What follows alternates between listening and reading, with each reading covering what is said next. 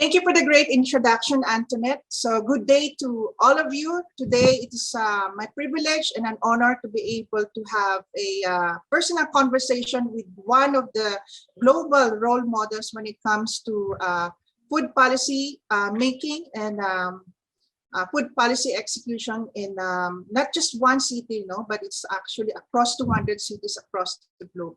He is also going to share some best practices that we can follow in the Philippines so that we can also work our way towards food waste management and also food security. The city of Milan has recently been awarded with an Earthshot prize for the best solutions to protect the environment. Of course, when we hear about awards, right, we would like to emulate that. And of course, we want to find out what are the key actions that they have taken or what we can learn from the city of Milan so that our cities can also follow their footsteps. So more importantly, we also would like to know how we can localize or adapt these best practices into our context here in the Philippines. Particularly, a lot of us are doing our grassroots efforts in achieving the same success in Milan. And these are the questions that we will take up with Mr. Filippo Gavazzeni, the head of the Milan Urban Food Policy Pact within the Mayor's Office of Milan. He was able to get the cooperation and the collaboration of 200 cities that are working together towards a more sustainable food system. Previously, he was the policy advisor of the Milan Vice Mayor, and he oversaw the implementation of the Milan food policy. He contributed to the design and the development of urban policies and played a primary role during the COVID emergency to guarantee food security. So let us welcome Mr. Filippo Gavazzeni.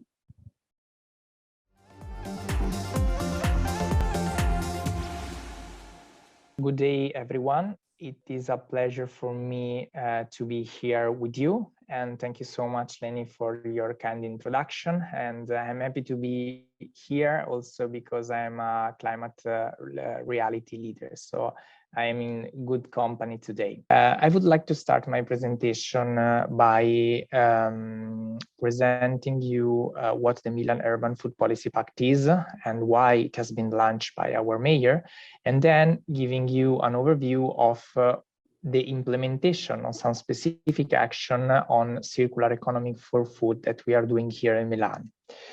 So let's start from the Milan Urban Food Policy Pact. Both the Pact and the local food policy are the most important heritage of Expo 2015 that took place, was hosted here in Milan under the theme Feeding the Planet, Energy for Life. So the Pact is a global commitment of mayors that want to work together towards more sustainable, inclusive, and resilient urban food system. It was an idea of our former mayor to launch, let's say, this first and foremost platform of interaction and exchange among cities, city officers, and mayor. I can say that it's not just a declaration of principle, because in the Pact text are ensured 27 recommended actions that are clustered in 6 categories that you can see in the slides, and I will go through it now. And they give you a clear understanding on our holistic approach towards the food system. Of course, each mayor, depending on the political priorities and depending on the context, on the environment, can choose some of the recommended action on which they want to focus. Why I was saying that we try to have this holistic approach, because we start, for example, with the recommended action on governance. So, for example, how to create a food policy department within the city, how to create, let's say, a political commitment on these issues within the municipality, or how to involve properly the stakeholder in the cities, how to create a food council. Then another, let's say, cluster, the second category is sustainable diets and nutrition. So all the policy and the action committed to improve and spur citizens towards more nutritious food. And also one important, let's say, infrastructure of the food system that many cities have is the school canteen service, on which mayors can shape their food system. If you think about, for example, of course, all the people, for example, in Milan, we provide 85,000 meals per day to our children, and this is, let's say, we can have a huge impact if we think, for example, on our public procurement. Then social and economic equity, and it's an issue that is very, let's say, contemporary, both in the global north and the global south, due to the pandemic. So there are many cities, many mayors that are at the forefront on providing food access to people in need and to the fragile group of the population. And then we have food production, so all the action connected to promote urban and peri-urban agriculture. Food supply and distribution concern all the way in which we can move food within the cities. So, for example, the management and organization of the food markets or the wholesale market. And finally, food waste, so all the activities aimed at preventing food losses and waste and dealing with organic waste in a circular economy perspective. So to go ahead, you can see in this slide a glimpse of the activities that we have implemented in these 6 years. So we have more than 220 mayors that signed the pact.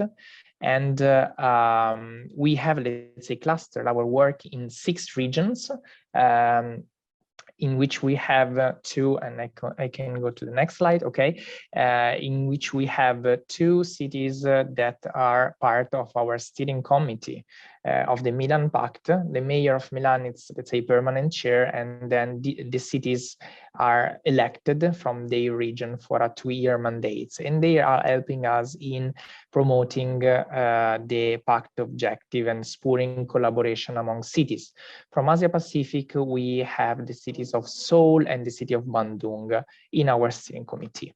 Then going back, there are, let's say, 2 main activities that we are carrying out to promote the cooperation among cities, that are our meeting, our global forum and regional forum, and the Milan Pact Awards. I will go through it right now. So about our meetings, you can see in this map all the cities that hosted until today the global forum or the regional forum of the Milan Pact. It's basically a 3 days of intense exchange and learn with cities, with regional and global stakeholders under a specific theme. So, for example, we hosted in Barcelona the last global forum last October under the theme.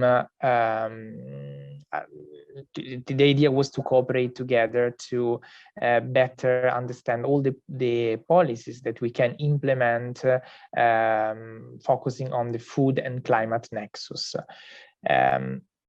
So it was a very important, let's say, meeting after the lockdown, after the pandemic, with more than 100 cities and 500 participants. You can download our report with all the information on the event and all the recording session on our website.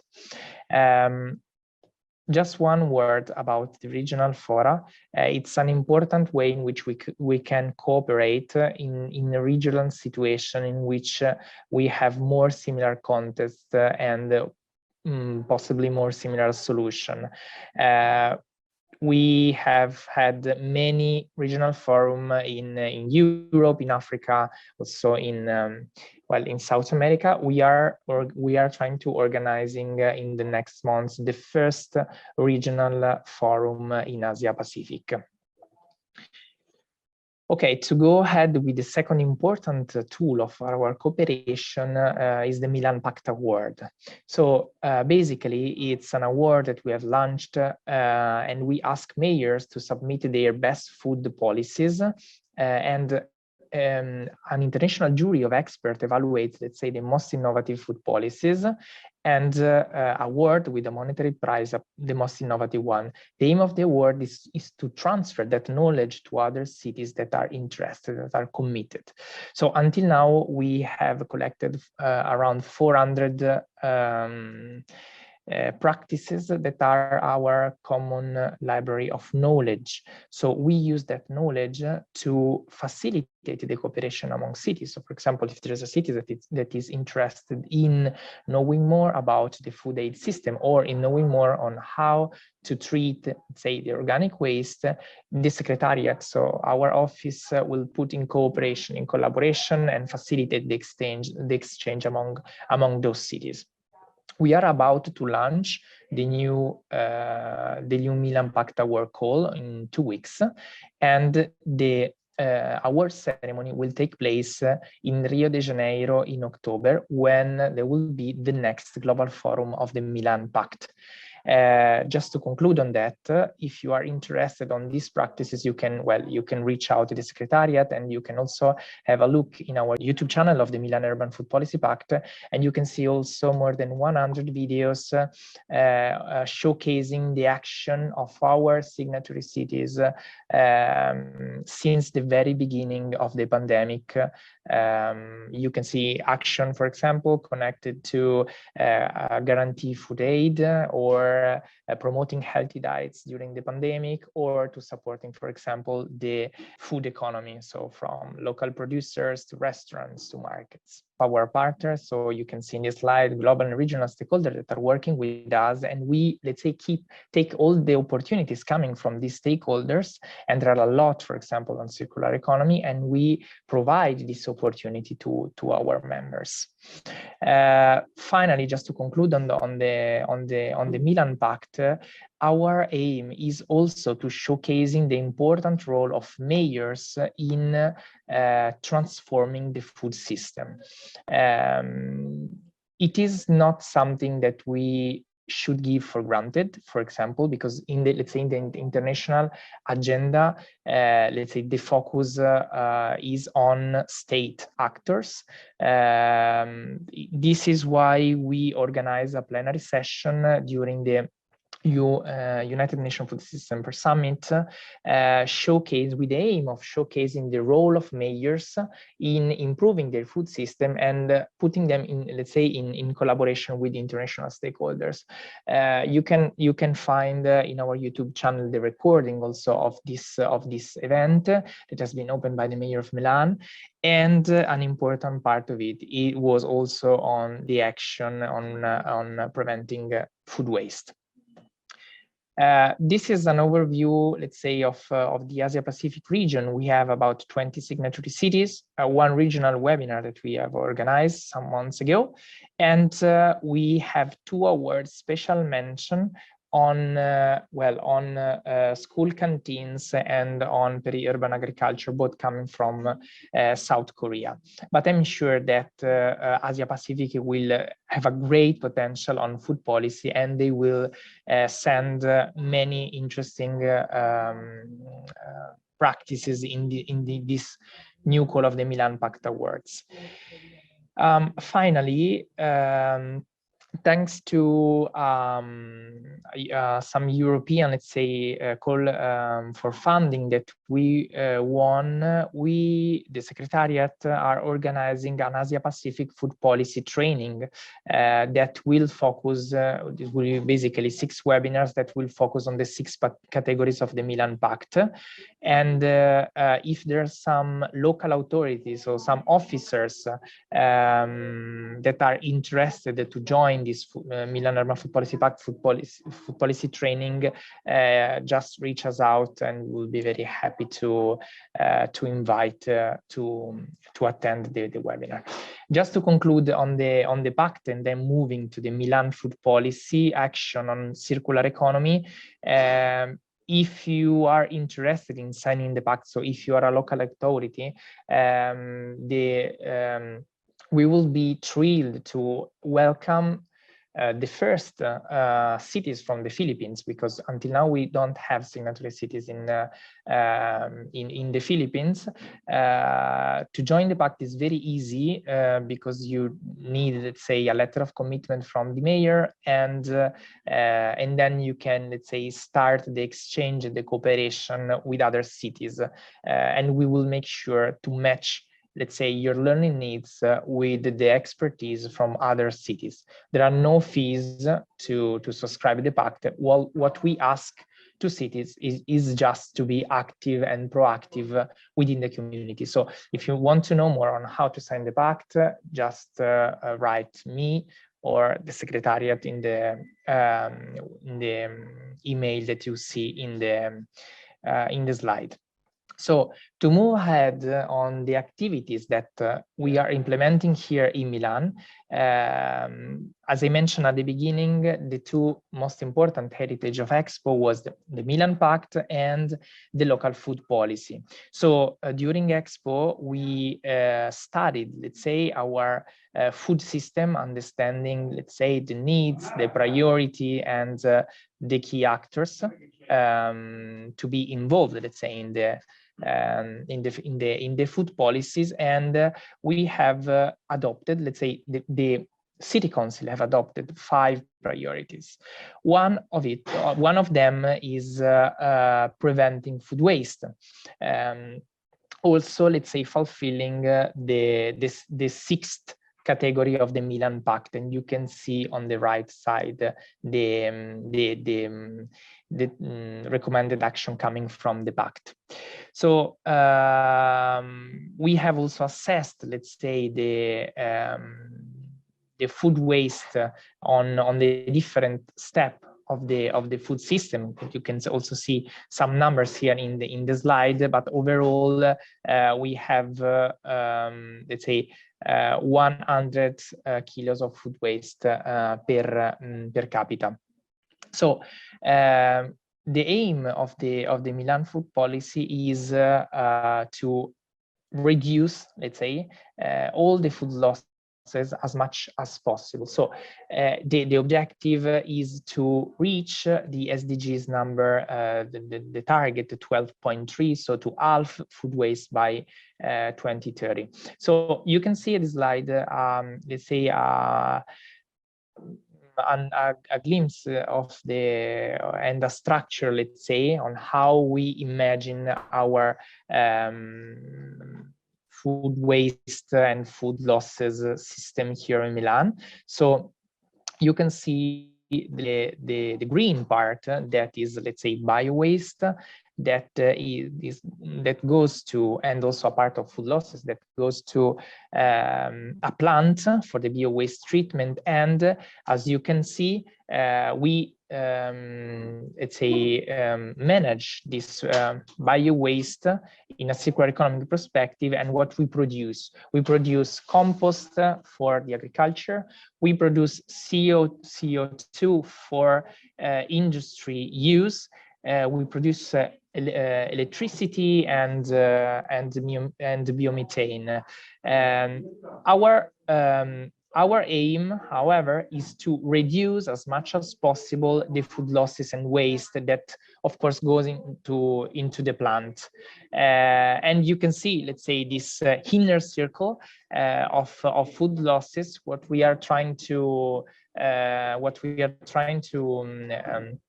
do is increasing the number of food saved. And you can see here we try to save 2,500 tons of food losses per year. How we are doing this? First of all, it's important to involve all the stakeholders in the cities that are potentially our stakeholders that can give their contribution and sustain, let's say, our effort. So we have started this community of practices. So every sometime we convene, let's say, all the stakeholders that are interested in working with us to advance on specific, and you can see on the right side, on specific topics. So from food waste, on how to reduce plastics, on how to can work for children, let's say, education at school, and how we can also let's say upscale our impact, not just in the city but in the metropolitan scale. I mentioned schools and would like to give you some example on our working school. So we draw. So as I mentioned, we have a company here in Milan that is managed directly by us, by the municipality, and we provide daily 85,000 meals to our students. So what we are doing is to we have organized, let's say, a logistic method to withdraw all the food losses. So, for example, fruit, meals, desserts that have not been eaten, and we withdraw it, let's say, right after the lunch time from our school canteens. At the same time, we also manage the fruit and vegetable wholesale market here in Milan, and we we gather fruit and vegetables every day from the wholesale market from 2016, thanks to, let's say, the support of 5 NGOs that are working within the wholesale markets. And this allows us to save 1,500 tons of fruit and vegetable per year. One more thing about education. So we are also spreading the education of our students on the importance and the resources that producing food implies. So we are educating students not to waste food and also to save food by giving them this let's say, bag on which they can bring home what they don't want to eat during the lunchtime. Another important tool that we have as municipalities, so let's say the infrastructure, let's say, of the food system are, for example, the wholesale market, the school canteens, but we have another leverage that is the fiscal leverage. So since 2018, we have started this pilot measure to reducing up to 20% the waste tax to companies that donates food instead of throwing it away. This is not, let's say, a direct loss from the budget of the municipality, because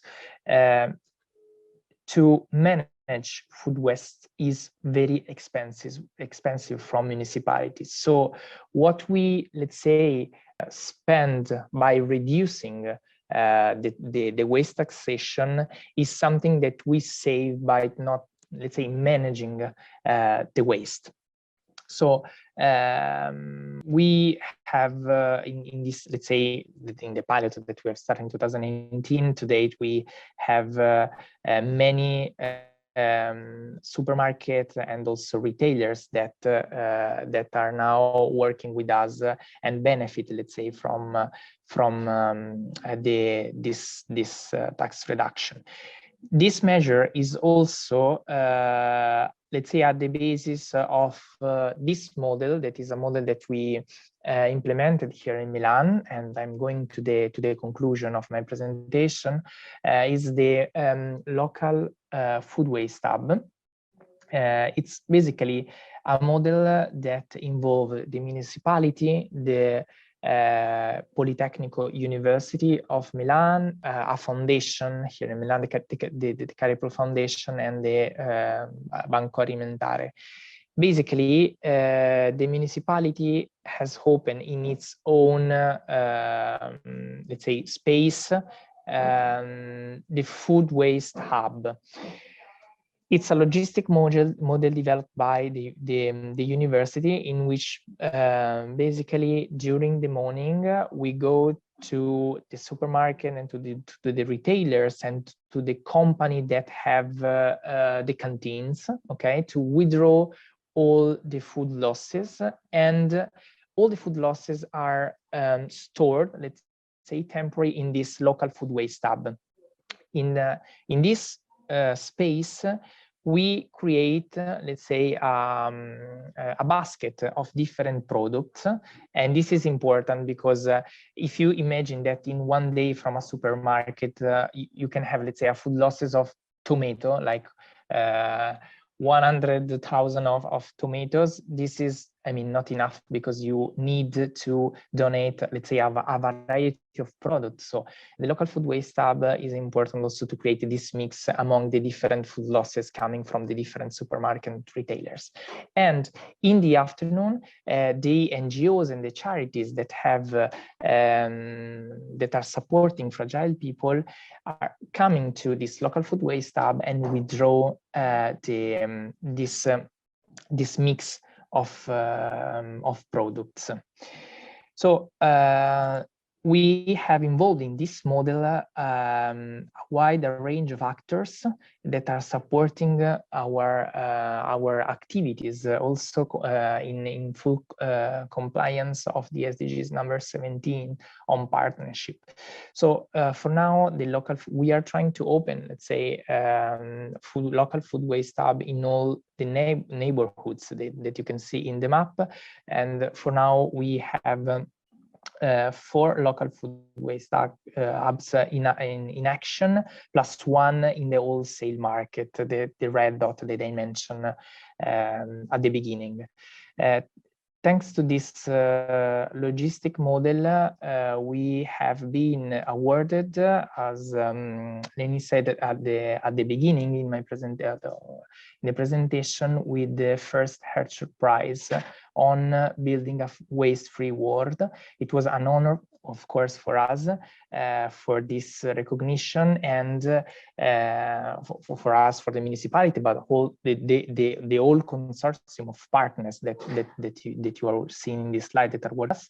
And we will use this the prize of £1 million to further enhance our model, and also to let's say spread and export this model towards towards other cities of the Milan Pact that will be, let's say, selected in the Milan Food Policy Academy.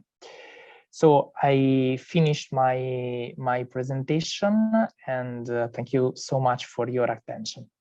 All right. So thank you, Mr. Filippo, for that inspiring stories, not just one story, but so many interconnected stories, and it's very inspiring. And we do have a few questions, because I know that with big, hairy, audacious goals, especially that you mentioned that we are all in the same boat, right? Being a climate reality leader, we have this overarching goal of saving the planet somehow before the end of the decade.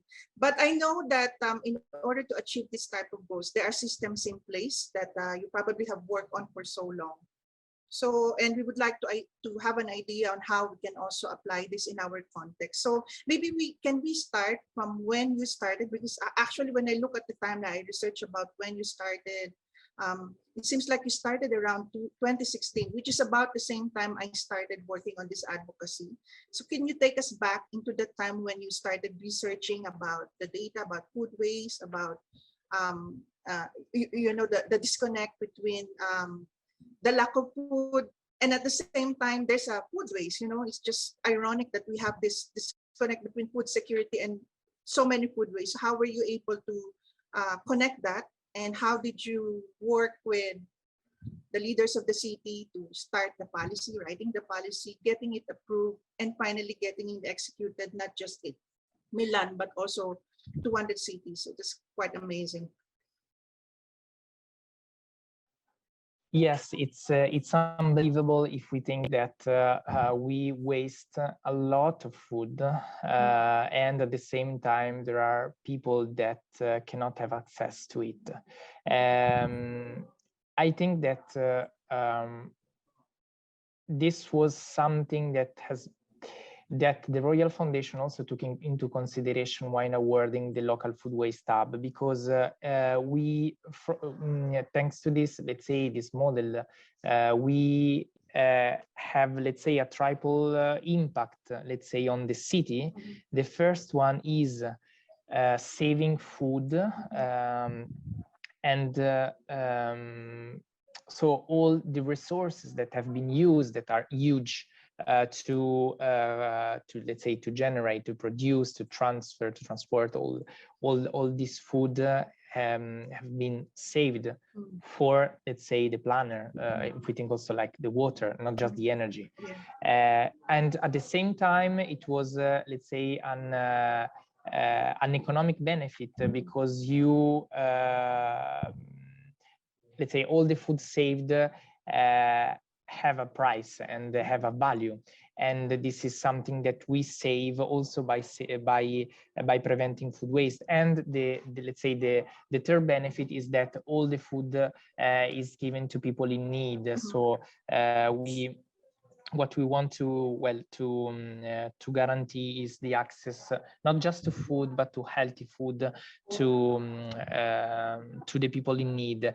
In general, now to give you an overview of the action of our mayors, this is something that it is even more clear during the pandemic, because now that we have also in the global north a lot of people due also to the economic, let's say, difficult situation that we are living. There are a wider, let's say, public of people that cannot have access to healthy food, and so the attention on providing food aid is higher, and the attention on how we can divert food losses to becoming waste, and give this good food to the people in need. It's very high. I am sure we will have this this trend even more clear with the practices that will be submitted to the Milan Pact Awards in the next weeks from our mayor. So I'm sure we will have a greater connection among food losses and food access. All right. So just to get back to that point, right? I think the pandemic has given us a quick reality check of all of the losses that we're having from the whole food system, right? From when we are starting to grow the food, through the logistics and transport, through storage, and then finally the food consumption, which is where I am at. I'm actually trying to reduce the food waste and try to divert it to farmlands. A little bit different from what you're doing, but almost the same in terms of the overall goal. So my question was more on, because you were mentioning about the Pact. I think all of us are kind of doing certain things here and there. Here in the Philippines, what I'm saying is a lot of different actors, both from the private sector, like us in the private sector, and also the government sector, are doing things here and there. Like, for example, the Quezon City government, which is the biggest city in the Philippines, they have this initiative called Grow QC. Basically, are promoting urban farming in the city. So they are trying to organize vulnerable communities to grow food in lots that are not being utilized. But then I think the question is, how do we get people to unite and work together instead of doing small initiatives here and there? Because I think that's what's kind of exemplary in your example, is because you get people to sign a commitment to work together instead of like doing shots of things here and there, not being able to address the issue in a holistic way. Yes, it's a very important point that you raised. Well, first of all, I invite the city that is working on urban agriculture to join the Pact, because I think that they will have a lot of benefits, and we can put them in contact with other cities that are doing the same, from Rio de Janeiro to with the Hortas Cariocas, with the Microjardin of Dakar, to Burwansae in the city of Bandung. So I'm sure we can support also this new possibly Philippine signatory cities. Yes, in their action. And secondly, about the let's say creating an economy of scale about the action that have been implemented also by the, let's say, the different actors from the city is very important. So my point of view is that there should be, let's say, an overview and a comprehensive organization of the activities that are implemented within the city by the municipality, by the food policy department, or the waste reduction office. I don't know, depends on the city, and create this through for example, the community of practice. That is something that I shown at the beginning. The important thing is that the municipality should involve all the different stakeholders and let's say organize, in a sense, the reaction, let's say, to deal with the problem by giving and by being supported by the different activities that are implemented by the, for example, the NGOs or the private citizens, because otherwise we cannot, let's say, benefit from, say, the economy of scale in preventing food losses. And as you said, we have a variety stage, I mean, logistic action, also agriculture, and so it's very complex, let's say, from let's say singular NGOs or singular institution to deal with the problem. A comprehensive strategy is needed, and I think that this strategy can be, let's say, should be, let's say, given by the municipality, by the mayor. Yes, correctly. I just want to share a personal story, because I've been trying to lead the food waste reduction here in the Philippines since 2016, about the same time as when you started. But instead of starting from governance and policy making, I started at the grassroots. So it's something like a habit that built on itself over time. But I think the gap that I'm seeing right now is that I didn't realize that policy making and governance is very important to reach that economy of scale. So what would you maybe now the advice is towards me. We are coming from the private sector. We are grassroots community leaders trying to influence the changes in behavior as far as how citizens are looking at food waste. Meaning, the way that we're doing is try not to look at food waste as waste, but rather see it as a resource, either through the food donations or as a compost, as a resource for compost. What would you advise us so that we could actually reach out to our city mayors and somehow connect them to you so that we could learn together and collaborate? Yeah, sure. Of course, I mean, all the grassroots activities and the institution, all the things that citizen can do is, I mean, it's fundamental, and it's a part of the work that is that will lead us to this solution. So what I suggest you is to reach out to your administration and ask them if they are interested, for example, to sign the Pact, because this will give I mean, just opportunities, because there are no fees. There are they just need to be cooperative, participate within the network, and they will gain, let's say, a lot of knowledge and a lot of connection with other cities. And this is the first one. And the second one is trying to develop something together with the administration, or at least be sure that the administration knows what are the action that you are, the important action that you are undertaking, because they can possibly let's say put your action, your results in a wider scheme of food losses prevention. All right. Now that gives us a glimpse of hope. Filippo, I'm hoping that soon, whatever we are saying here tonight, today will be ripple towards our city mayors and get the response that we have been waiting for so long. So it's more of a cooperation between the public and the private sector, because again, there's so many initiatives ongoing, and I don't think it's not a lack of initiative. It's more of a lack of governance, a lack of collaboration, a lack of the economy of scale.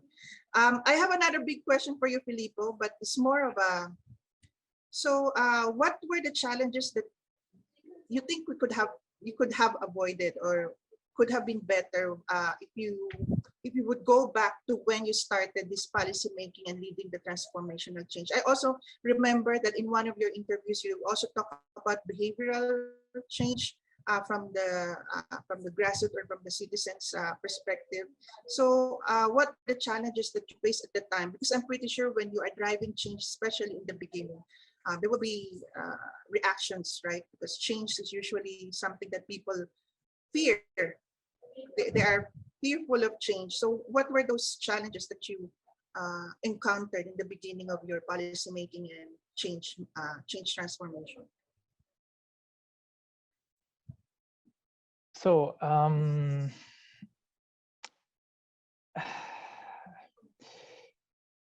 food policy was not mostly in the past among, let's say, the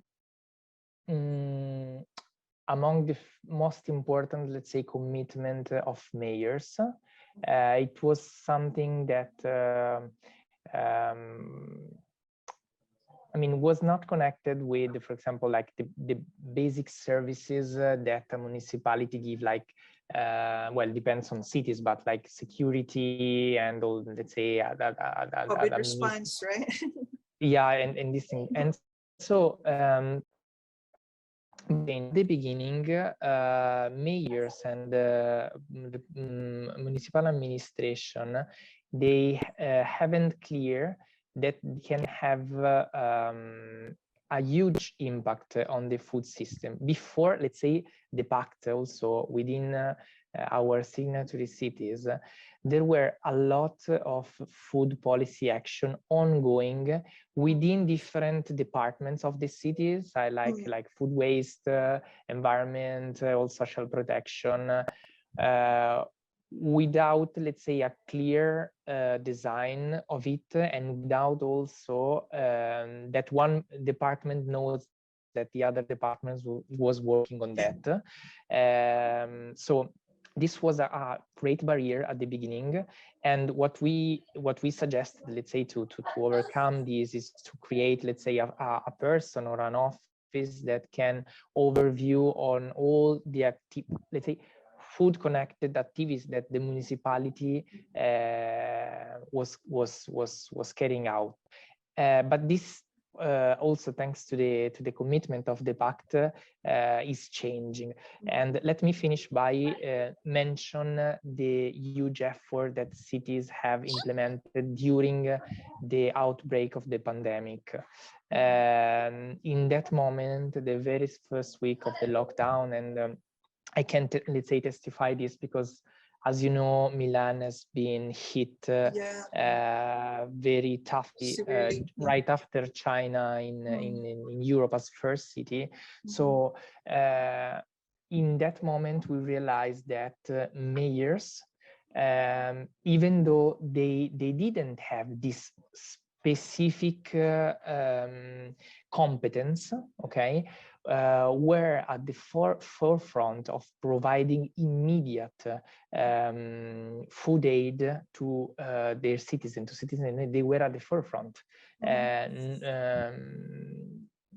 During the first night of the COVID outbreak, we spent the days in inventing the model, let's say, of how we can, let's say, give food for the people in need during the lockdown. And in the night, we were, let's say, helping other cities to develop similar model, because of course, I mean, we were a little bit advanced in the pandemic, while in other cities, for example, like the lockdown came like 2 weeks later and so on.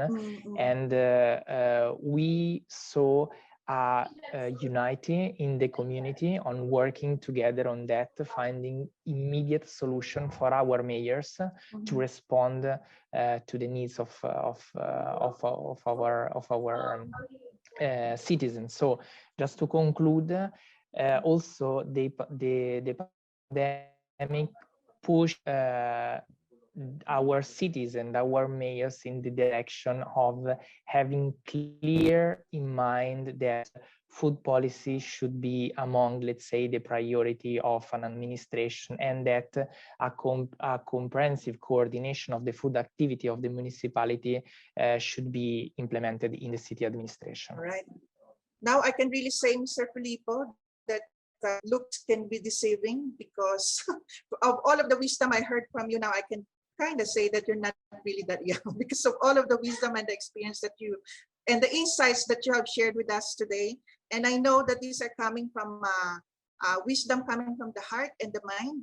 And I think it's because of the experience of the pandemic. And I think from the message that you're giving us today is that somehow there was a sense of unity that was brought about by a negative experience like the pandemic. And I think for something as big as this, the key is really collaboration and unity towards the same goal, and probably even systems. Because without a proper system in place, it's really very difficult to achieve a goal as big as what you have embarked on. So we're hoping that people who are listening to us today, both private and public sector, will also learn from this. And hopefully you get your first city in the Philippines in the next coming days or months.